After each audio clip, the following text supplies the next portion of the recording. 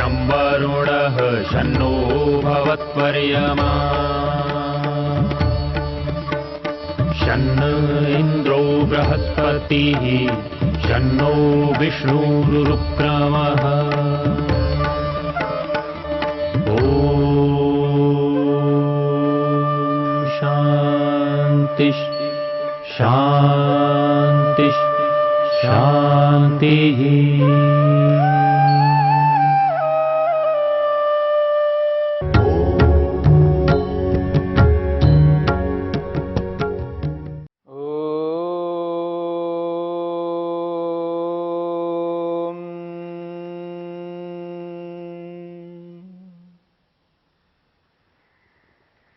साधन पाद के 15वें सूत्र को लेकर के हम विचार कर रहे हैं। परिणाम ताप संस्कार दुःखै गुणवृत्ति विरोधाच्च दुःखमेव सर्वं विवेकिनः। महर्षि पतंजलि ने सांसारिक समस्त सुखों को दुख रूप स्वीकार किया है, योगिनः योगी को ध्यान में रख करके। ये जो बात कही जा रही है एक योगाभ्यासी व्यक्ति के लिए, योग करने वाले व्यक्ति के लिए कही जा रही है। सांसारिक व्यक्ति को ध्यान में रख करके यह बात नहीं कही जा रही है। योगाभ्यासी व्यक्ति जब योग का अभ्यास करता है, उसके समक्ष जो विषय भोग उपस्थित होते हैं, विषयों को प्राप्त करने की जो इच्छा मन के अंदर रहती है, उस इच्छा को समाप्त करना है, उस राग को समाप्त करना है।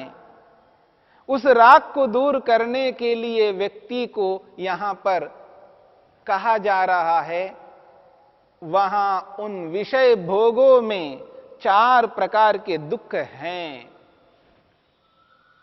परिणाम दुख, ताप दुख, संस्कार दुख और गुणवृत्ति विरोध दुख। इन 4 दुखों में जो पहला दुख है परिणाम दुख, बदले में व्यक्ति को दुख मिलता है। सुख को भोगने के पीछे उसको तृप्ति मिलनी चाहिए, शांति मिलनी चाहिए, संतोष मिलना चाहिए, लेकिन बदले में उसको दुख ही मिलता है, क्लेश प्राप्त होता है। इसलिए इसका नाम है परिणाम दुख। इस बात को समझने की चेष्टा करनी है। विषय भोगों को भोग भोग करके व्यक्ति अपार राग को एकत्रित करता है। मेरी बात को समझने का प्रयास करना। विषय भोगों को भोग भोग करके व्यक्ति इतना राग को एकत्रित करता है, उसका मन राग से मानो भर गया है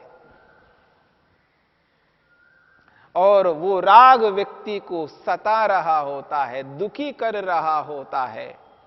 बार बार विषय भोगों की ओर व्यक्ति को प्रवृत्त कर रहा होता है।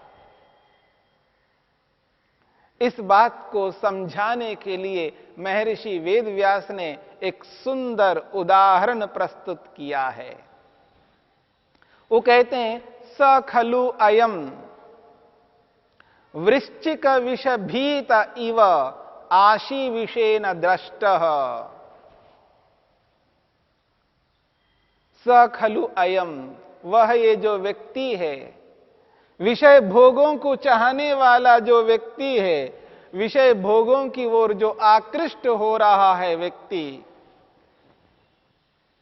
जिन विषय भोगों को जिसने भोग लिया है, वह व्यक्ति वापस दोबारा उन विषय भोगों को भोगने की इच्छा रख रहा है। और वो जो राग बना हुआ है उसके मन में, वो राग व्यक्ति को दुखी कर रहा होता है। उस राग के लिए महर्षि वेदव्यास ने एक उदाहरण दिया है, वृश्चिक विषभीत इव। इव का मतलब है समान। मानो जैसे कोई बिच्छू डंक मार रहा हो किसी व्यक्ति को। कल्पना कीजिएगा, व्यक्ति ऐसे कुएं में गिर गया है जिसमें पानी नहीं है, बहुत पुराना कुआं है। किसी कारण से अंधेरे में पता न लगने के कारण से कोई व्यक्ति कुएं में गिर गया है, गहरा है, पानी नहीं है, और उस कुएं में बिच्छू ही बिच्छू है। और जब कुएं में गिर गया है तो उसको बिच्छू डंक मार रहे हैं। वो परेशान हो रहा है, दुखी हो रहा है, क्योंकि आप जानते हैं बिच्छू का डंक कितना व्यक्ति को दुखी करता है, बेचैन कर देता है, परेशान कर देता है, बड़ा कष्ट होता है। बिच्छू का जो डंक है, अगर वो डंक मार दिया कहीं पर भी शरीर के किसी भी स्थान में, व्यक्ति चिल्लाने लगता है, रोने लगता है, नाचने लगता है, एक प्रकार से इतना कष्ट हो रहा होता है। लेकिन उस बिच्छू के डंक से परेशान होकर के, क्योंकि 1 2 3 4 बिच्छू नहीं है, पता नहीं, उस पूरे कुएं में बिच्छू ही बिच्छू है।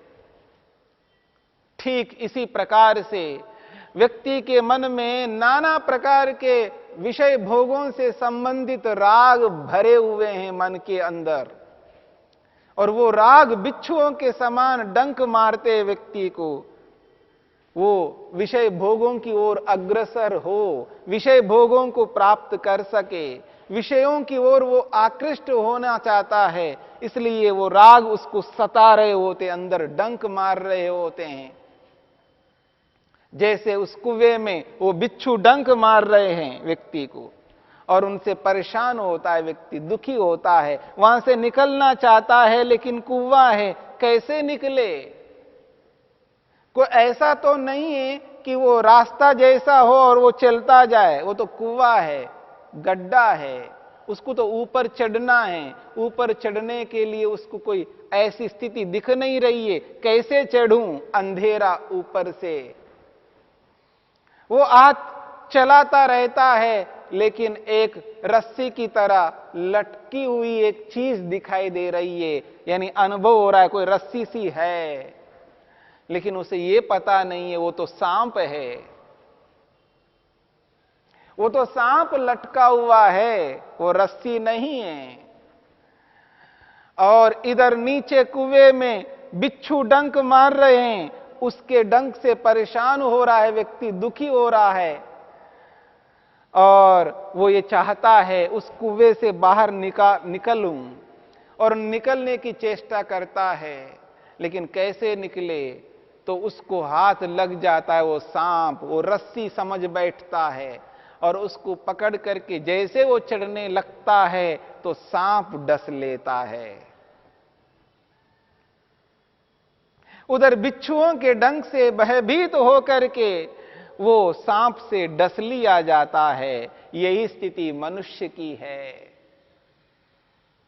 वो विषय भोगों को भोग भोग करके वो इतने राग मन में बिठा चुका है, उन रागों से वो परेशान हो रहा है, दोबारा उन विषय भोगों को भोगने की इच्छा उत्पन्न हो रही है, और जब तक उन विषय भोगों को नहीं भोगता है तो मानो वो राग व्यक्ति को डस रहे हैं, वो बिच्छुओं के समान हैं, और उनसे परेशान होता है, दुखी होता है, और उनसे दुखी होकर के वो जैसे ही विषय भोग को अपनाता है तो मानो वो विषय भोग उसके लिए सांप के समान हैं, और जैसे उस विषय को अपनाता है तो मानो व्यक्ति एक प्रकार से सांप से कटवा लिया है, सांप ने उसको डस लिया है।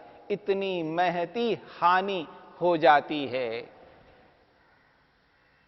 और अधिक गर्त में गिर जाता है, और अधिक व्यक्ति क्लेशित होता है, और उसका एक प्रकार से आध्यात्मिक रूप से उसका नाश हो जाता है। वो विनाश की ओर चला जाता है, वो मुक्ति की ओर, समाधि की ओर, वैराग्य की ओर नहीं बढ़ पाता है।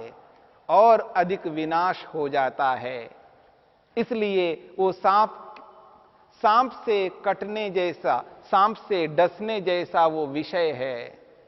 इसलिए कहा जा रहा है वृश्चिक विष भीत इव आशी विषेन दष्टः।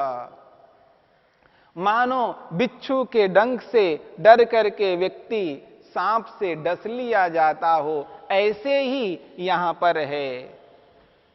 इसलिए कहा जा रहा है यह सुखार्थी विषयानुवासितः महति दुख पंखे निमग्नः।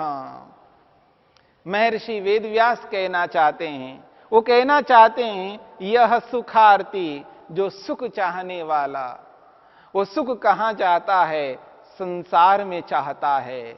सांसारिक पदार्थों में वो सुख को प्राप्त करने की इच्छा रखता है। यह सुखार्थी विषयानुवासिता, विषयों से युक्त होकर के, विषयों के राग से युक्त होकर के, विषयानुवासिता, विषयों का जो राग मन के अंदर बना हुआ है उससे प्रेरित होकर के, उससे दुखी होकर के, वो महती दुख पंखे निमग्नः, वो महान दुख के पंख में, कीचड़ में गिर जाता है। बहुत बड़ा दुख का वो पंख है, कीचड़ है, उसमें धंस जाता है। क्योंकि विषय भोग को अपनाना, इसका अभिप्राय है वो महान दुख को प्राप्त करना। योगाभ्यासी व्यक्ति विषय भोग को यदि अपना लेता है तो मान लेना वो दुख सागर में डूब जाता है। इस बात को समझने की चेष्टा करनी है। ये जो स्थिति है मनुष्य की, ये ऐसी स्थिति है जो छोटे मोटे दुखों से डर करके बड़े दुख को मोल लेने वाली बात है। बिच्छुओं का डंक जो है वो यद्यपि तत्काल में दुखदाई है, बहुत दुख जैसा लगता है, परंतु उस दुख से डर करके सांप से यदि वो कटवा लेता है, सांप ने उसको डस लिया है, तो वो वैसा दुख नहीं होता है जैसा बिच्छू का डंक व्यक्ति को दुखी करता है, पर सांप का डंक वैसा दुखी नहीं करता है। सांप का डंक तो बर्बादी का कारण है, विनाश का कारण है, अपने जीवन को इतिश्री करने का कारण बनता है। लेकिन व्यक्ति बिच्छू के डंक से डरता रहता है और सांप से डस लिया जाता है। यही स्थिति यहां पर है।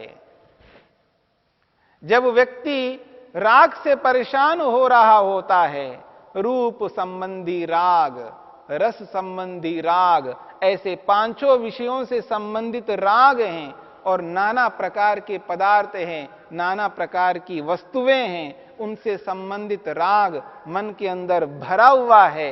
वो अलग अलग प्रकार का राग व्यक्ति को दुखी कर रहा होता है। वो राग एक प्रकार से बिच्छुओं का डंक जैसा है।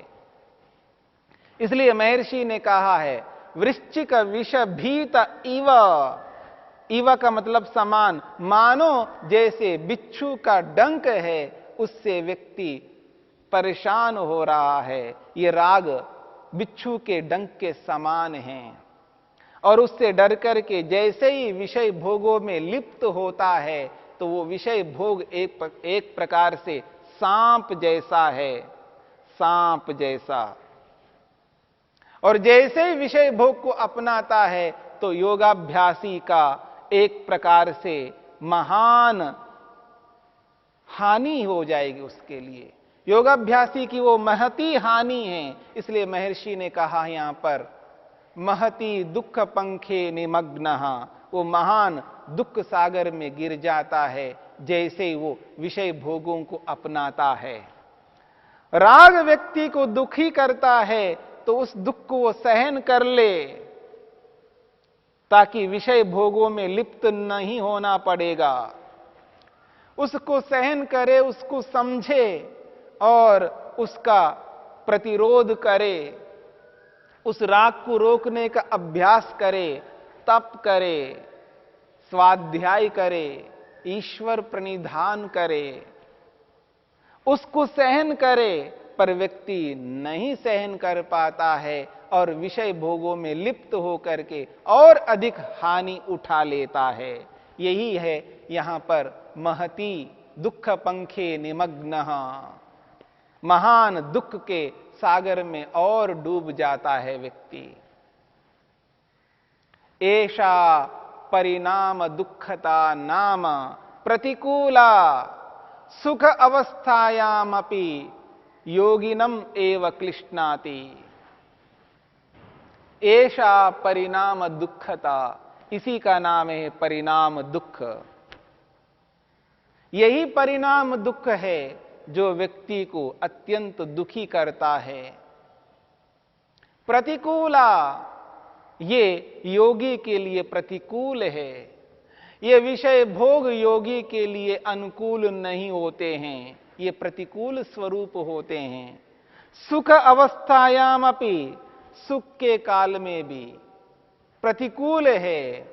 योगिनमेव क्लिष्णाति, ये सुख, सांसारिक सुख केवल केवल केवल योगी को ही दुख देने वाला है, भोगी को दुख नहीं दे पाता है। सांसारिक व्यक्ति को समझ में नहीं आता है कि इसमें ऐसा भी कोई दुख है।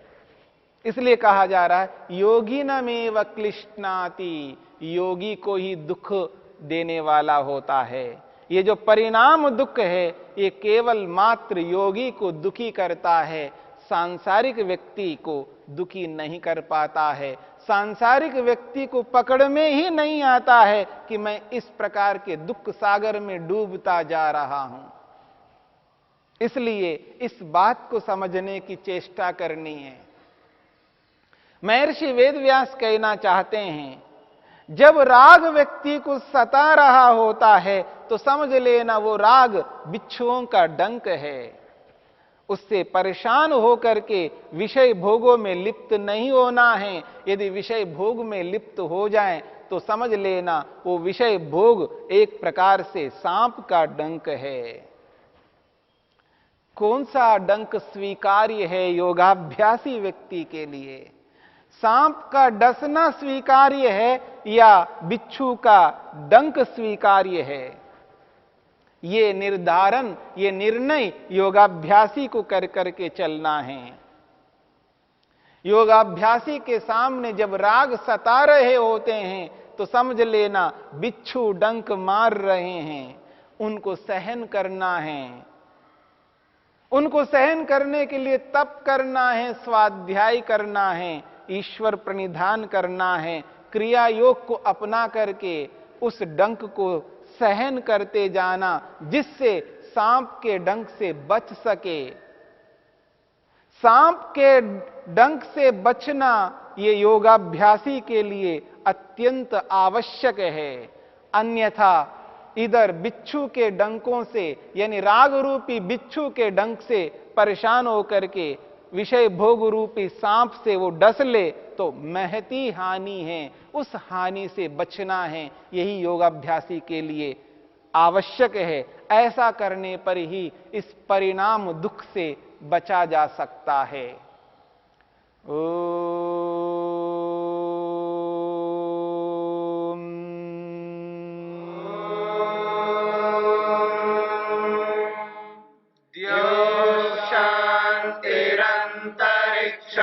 शांति पृथ्वी शांतिरापः शांतिरोषधयः शांतिः वनस्पतयः शांतिर्विश्वे देवा शांतिर्ब्रह्म शांति सर्वं शांति शांतिरेव शांति शाम